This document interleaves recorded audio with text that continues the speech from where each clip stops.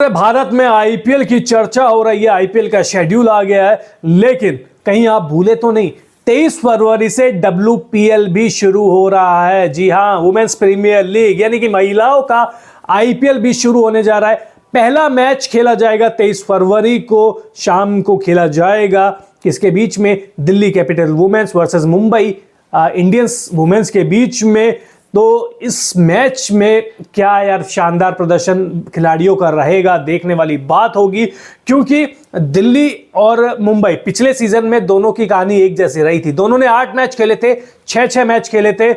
Delhi final में पहुंच गई थी, अच्छी नेट रन रेट उनकी थी, और इतने ही मैच जीतकर मुंबई इंडियंस खराब नेट रन रेट की वजह से प्लेऑफ में या फाइनल में नहीं पहुंच पाई थी। खैर, नया सीजन है, नई उम्मीद है, नया जोश है खिलाड़ियों के बीच में। तो इस मैच के लिए दोनों ही टीमों की संभावित प्लेइंग 11 क्या हो सकती है, पिच रिपोर्ट क्या कहती है, वहीं वेदर फोरकास्ट और हेड टू हेड रिकॉर्ड भी क्या कहते हैं, आपको बताएंगे। लेकिन सबसे पहले बातचीत कर लेते हैं दोनों ही टीमों की संभावित प्लेइंग 11 के बारे में।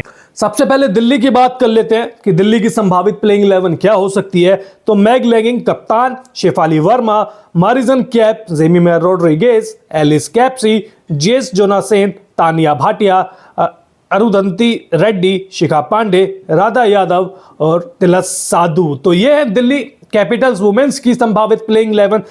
अगर मुंबई इंडियंस की बात करें तो हरमनप्रीत कौर कप्तान, यास्तिका भाटिया, हेले मैथ्यूज, नेट साइवर ब्रेंट क्या बल्लेबाजी करती हैं, क्या गेंदबाजी करती हैं, अमेलिया केर, पूजा वस्त्राकर, इस्सी वोंग, अमरजीत कौर, अमनदीप कौर, जिंदमनी कलिता और सका इशाक। तो ये है दोनों टीमों की संभावित प्लेइंग 11।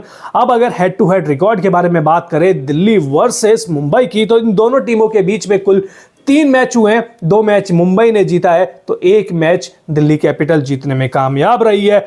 अब इस मैच के लिए पिच रिपोर्ट क्या कहती है, तो ये मैच होना जा रहा है बेंगलुरु में। बेंगलुरु की पिच समझ गए ना आप, कहां पर, जहां पर आरसीबी लंबे लंबे चौके छक्के मारती है। तो ये मैच के लिए पिच रिपोर्ट क्या कहती है, तो सपाट विकेटों और मैदान के छोटे आकार के कारण इसे सीमित ओवर के प्रारूप में बल्लेबाजी के लिए अनुकूल माना जाता है, जिससे यह बल्लेबाजों के लिए स्वर्ग और गेंदबाजों के लिए बुरा सपना बन जाता है। यहाँ की पिच के बारे में हम बात कर रहे हैं।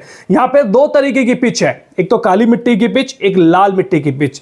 अगर लाल मिट्टी की पिच पर मैच हुआ तो आप समझ लीजिए गेंदबाजों की शामत आई है, लेकिन अगर काली पिच पर हो गया तो आपको हाई स्कोरिंग मैच देखने को नहीं मिलेगा। ये बात आप लिख लीजिए, और ये बात अभी देखने वाली होगी कि कौन सी पिच पे मैच होगा।